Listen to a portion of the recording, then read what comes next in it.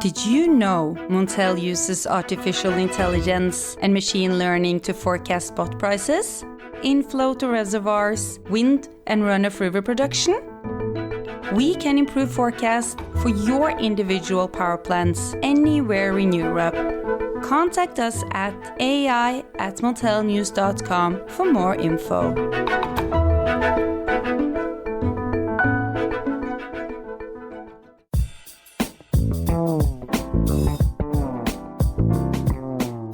Hello listeners and welcome to the Montel Weekly Podcast, bringing you energy matters in an informal setting. In today's pod, we return to a topic that is of interest to many of you out there and that will be a key component of Europe's green energy transition. Yes, we're talking about power purchase agreements or PPAs. What are the current drivers and what can we expect in the months ahead while we are still in the midst of the corona crisis and its immediate aftermath? I'm Richard Sverrisson, and helping me discuss these issues is Sam Ebohon of Arup. A warm welcome to you, Sam. Thank you very much, Richard. It's a pleasure. How are you doing at the moment? I can see that the UK is seeking to impose even more restrictions. Yes, I'm well. Family's well, thankfully. Yeah, I mean, what can we do, I guess, except listen and to do what we can to try to stem the flow of this virus. So yeah, I mean, we've been encouraged now as of yesterday to work from home more. And that's a change, I think, from the summer where we were encouraged to go into the office more.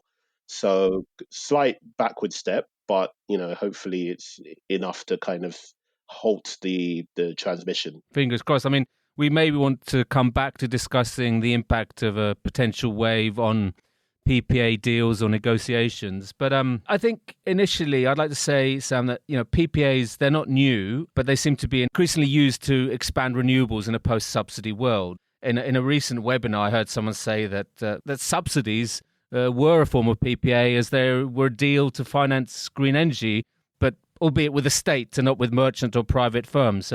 What's your view here about the newness of PPAs? Yes, so no, I agree with the comment that was made earlier. I think in a new context, PPAs definitely are important to that post-subsidy world. So now instead of contracting with the state, you're contracting with a corporate directly with the end user. So PPAs have a great potential to help us in this next phase of the decarbonisation and the clean transition. So what's happened this year? I mean, we're still not out of this COVID-19 crisis yet, but have you seen a slowdown or dip in PPA activity so far, Sam? Oh, so yes and no is the answer, really. In terms of the global corporate PPA volumes, BNEF do a really good job of reporting. They've been doing this a while now, so I'll lean into some of their statistics. So they've reported that in the year up to July 2020 that we've seen just under 9 gigawatts of corporate PPA deals achieved. And this is actually slightly up compared to last year, where we saw approximately 8.5 gigawatts. Looking at that, you would say, well, actually, things are heading on the right track. But when you dig into the numbers a bit more, we're actually seeing a significant reduction in the PPA, the corporate PPA deals that have been achieved in the US. So we've seen around 5.5 gigawatts in the year to July, compared to about 6 gigawatts in the same period. But fortunately, other regions have picked up the slack. So we've seen quite a lot of deals that have been announced coming out of Latin America. These are firms in Argentina, Brazil, and Chile. And also in Europe, we've had a strong performance in the year to 2020. The year to July 2020, sorry. So Europe's still there, and it's the deals are still being struck, as it were. Yes, they are. Certainly in Europe and presumably beyond, COVID-19's had quite an impact on demand and on power prices. Is that affecting negotiations? Are you hearing anything along those lines, Sam? Yeah, so, I mean, unfortunately, COVID-19 is still with us, and it's the economic uncertainty that it's brought with us is still present. I think it's been a really kind of incredible feat for the market to still be on track to record another year-on-year volume record. What we're seeing in terms of corporate off-takers is, understandably, they are more cautious about going into long-term agreements on their energy procurement. and they're dealing with kind of unprecedented challenges. So it's quite understandable that they've been preoccupied. In terms of pricing, what we have seen actually is that pricing has rebounded compared to where they were in the midst of the coronavirus period. So, pricing in the PPA side was generally tracking what we've seen in wholesale electricity market prices. And now we've kind of recovered the majority of those losses. The PPA pricing has rebounded as well. The corporate buying has been particularly strong again from the tech firms. We've seen Taiwan Semiconductor Manufacturing Company. They've led the pack actually, signed a huge PPA with Ørsted to take all of the output from a 920 megawatt offshore wind farm in Taiwan. And you've seen the regulars in the tech space, such as Amazon and Microsoft, also recording significant PPA purchasing volumes in the first half of the year. And maybe, I guess, slightly newer firms outside of the tech sector. We've seen General Motors and Anglo American and Dow Chemical also, announcing deals too. So there were good signs. We've seen a recovery, let's say, compared to when we were in the very midst of the COVID-19 lockdown period. So that initial blip or initial dip even in terms of prices and also deals, you've seen movement returning, if you like, then, and Sam, if that'd be a fair way to summarize it. Yes. Not quite pre-COVID levels, or? I think in terms of the pre-COVID levels, wholesale electricity pricing is, I think, back and above, those levels. We've seen a slide in prices in Q4. So we haven't recovered those losses. But I think in terms of the COVID-19 losses, the wholesale electricity prices and the PPA pricing has rebounded from that. We're in a situation where Spain and Sweden have the cheapest PPA pricing in Europe from a solar and a onshore wind energy perspective, respectively. So you're seeing Spain solar PPA deals being struck in a narrow range, actually, of about 34 to 36 euros per megawatt hour. And in Sweden, on the onshore wind side, we're seeing PPA deals being struck at, between 27 and 32, 31 euros per megawatt hour. These are the markets where the pricing is the lowest, and that has been supported by continued improvements in LCOE and continued, developments there. And, Great Britain, on the other side, kind of remains the pricier market in terms of PPA deals, with probably both solar and wind PPAs being struck at around 50 euros per megawatt hour at present. So in Sweden and Spain, Sam, would you say are these deals being struck at a premium or a discount to the forward curve? At present, at a discount to the forward curve. So, we're seeing industrial players comfortable at taking the opportunity to strike those deals and secure long-term lower pricing. Is that also encouraging small and medium-sized companies to come into the PPA space? I mean, you talk about the big techs. We've talked about them before, I think, even on this podcast, Sam. But if we want to move quickly with these very ambitious targets that the EU has set, we need to get more and more companies involved in this. And I know there has been movement with the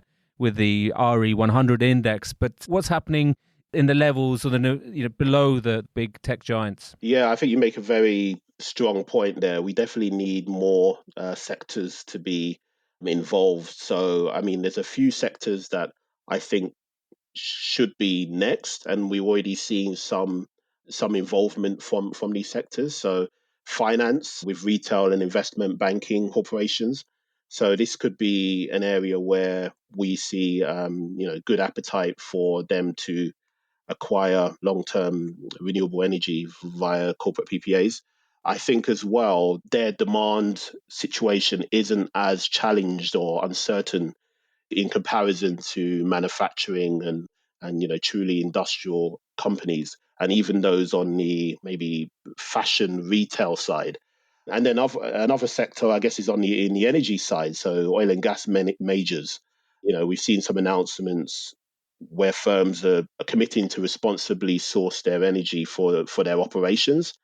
And also on the, I guess, the retail side, supermarkets, grocery chains, so the likes of Tesco, Lidl, Aldi, they have great potential to enter in this space. And I think Tesco have already done some deals, but I think going forward, there's great potential and opportunity there for them to kind of step up in those areas. And I think as well, in terms of regions, because we talked about regions a little bit earlier, we need more kind of in Europe, because I think to date it's largely been Nordics led. We're seeing that growth in Spain, but we also need more out of Great Britain as well, and more out of the Latin America. We've seen some improvements. We've seen some buying there this year, but also from Asia as well. So, India, Malaysia, Vietnam, and these countries. Interesting. I'm wondering also whether within Europe, France, Spain, Eastern Europe, I know Poland's very interesting now, has had quite a big explosion in terms of solar capacity. What's holding back the move into PPAs in these areas? Is it pricing, or is it the complexity of the deals? Are there other factors involved? I think the point we kind of started with on subsidies, in some extent, is still kind of holding things back. I know in the German context, Germany is, is a renewables powerhouse, but there the rules don't allow you, as much to go into corporate PPAs if you're also receiving subsidies. So this is a big, I guess, challenge there, but also, in Great Britain and in other regions as well. So to some extent, subsidies are holding the market back. I would say also regulatory reform. We're still seeing the evolution of regulation in a number of different markets. So, for instance, in the US with the Federal Energy Regulatory Commission and their minimum offer price rule, so that which was recently upheld in April, that has an impact on the pricing of renewables in the markets in PJM.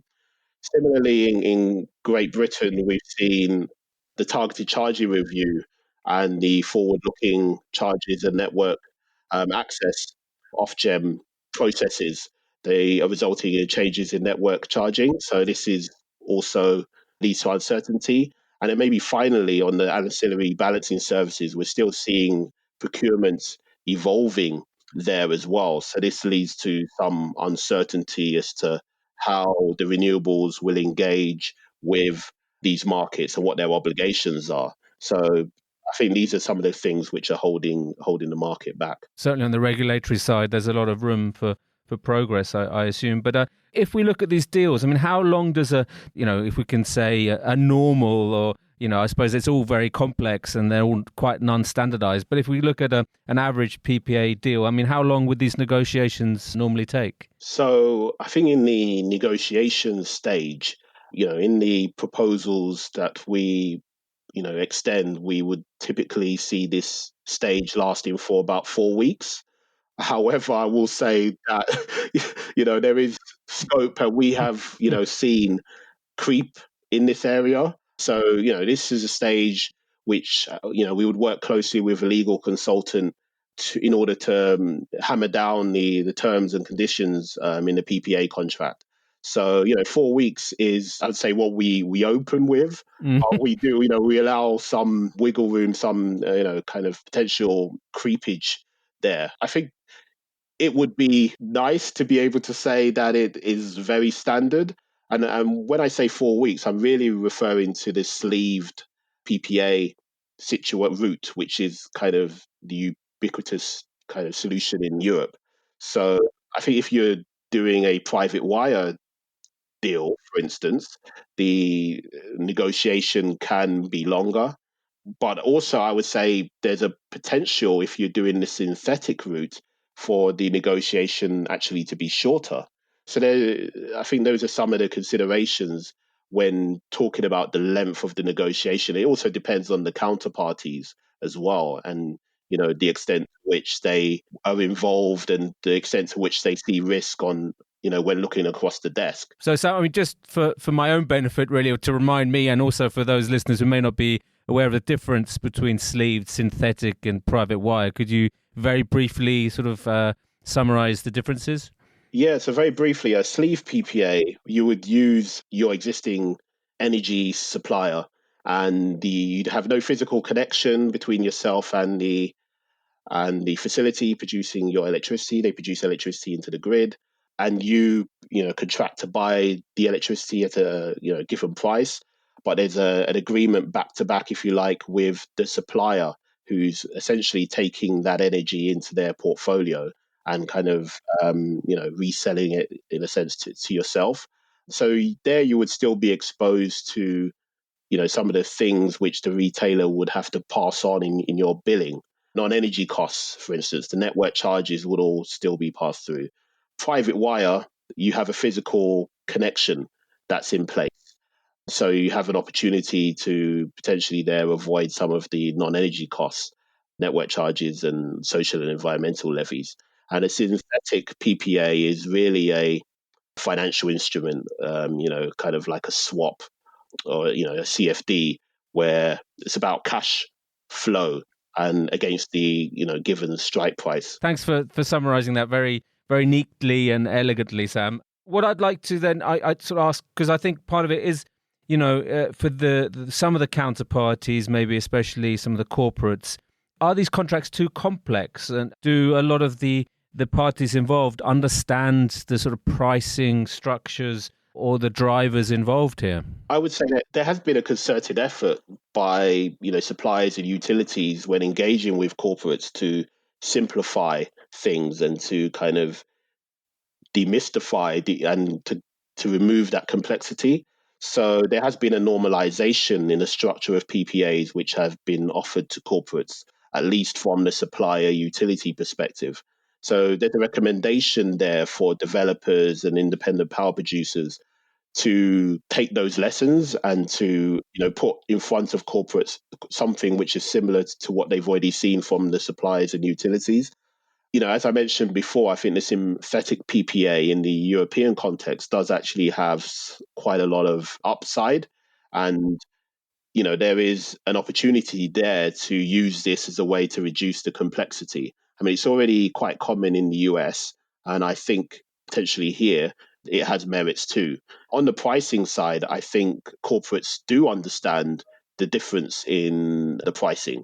So this is something that they are now more used to engaging with, the difference between kind of a long-term fixed or a discount or variable prices, which are kind of attached to the wholesale market. If we move on to the financing now, Sam, I mean, is some of this too restrictive? I mean, in terms of counterparty risk, the bankability, I mean, is there a kind of a small pool of companies that can be, for example, off-takers in this market, and how would you be able to expand that out? Yes, so there's relatively few corporate PPAs outside the US, so that's the slight caveat to my answer there.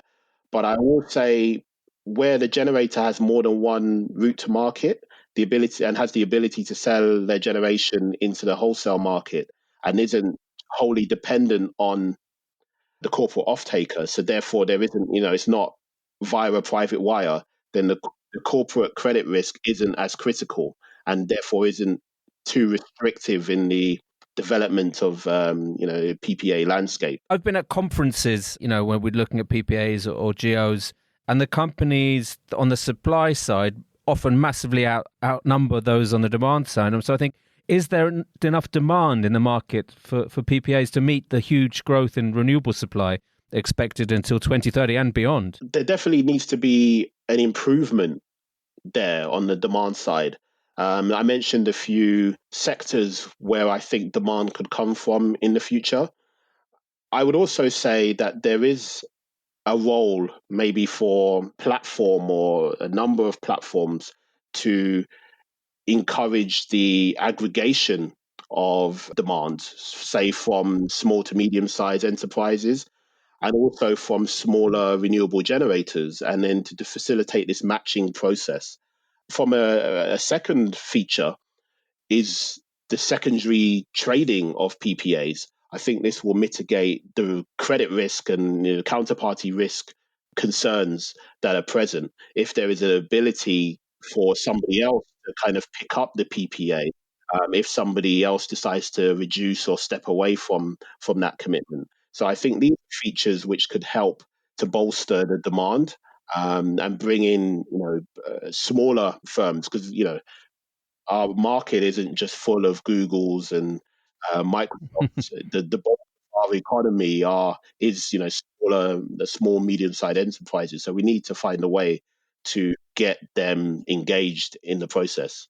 Absolutely, and I think that's quite good. They are the engine of the economy in many ways. When you say platform, Sam, what do you mean there? So I guess in terms of online platforms, so in a similar way, we have exchanges on the electricity side which have developed over time. We can also see kind of a PPA platforms which are supporting the aggregation and the matching, and also supporting the secondary trading. This is the suggestion. I mean, we as Arup aren't in that space. No, absolutely. I mean, it sounds like it's a very viable proposition, I think, is a good way to match those elements of the market.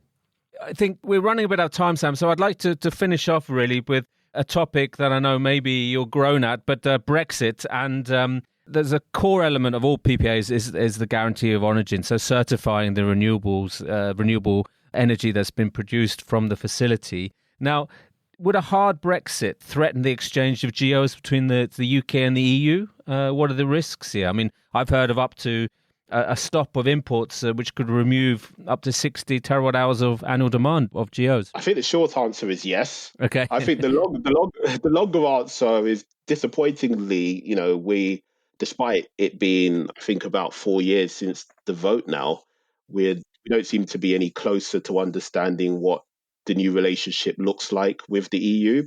And this is, I guess, it's a failure in negotiation at this point. What I'm trying to say is there's huge uncertainty. I think we don't yet know, not just on the go side, but the whole of the energy side, if I'm just going to focus actually on that uncertainty.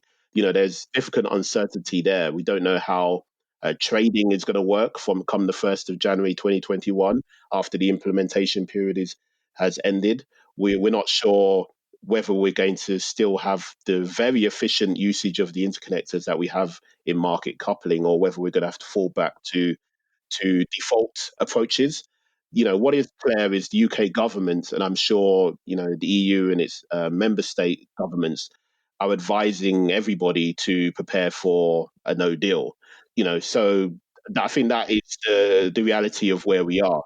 GOs are clearly very useful to energy suppliers, largely in the UK, and they've been taking advantage, let's say, from the cheap flow of GOs coming in from the continent. I would say the one upside, I'm looking for upsides now. If the flow of these GOs is halted coming into the UK, that does provide support for domestic additionality. So those projects should come to bear in order to address the demand for GOs. I mean, they're used in the fuel mix disclosure situation in the UK. So there is a compliance requirement for these GOs, or re-GOs as we call them here in the UK. So hopefully that leads to more renewable projects having to be built in order to address that demand. So a big upside for the domestic UK players, but probably a very big downside for those continental or even Nordic players who've been selling those certificates into the UK. Sam, always great to have you on the podcast. I'm sure we'll discuss these issues again at some point, and I look forward to welcome you back. Thank you, Richard. It's a pleasure. That's all from the Montel Weekly Podcast this week. You can now follow the podcast on our own Twitter account, aptly named the Montel Weekly Podcast. Please direct message any suggestions, questions, or let us know if you'd like to be a guest. You can also send us an email to podcast@montelnews.com. Lastly, remember to keep up to date with all that's happening in the energy markets on Montel News. You can subscribe on Apple Podcasts and Spotify, and please leave a review if you can. Thank you and goodbye.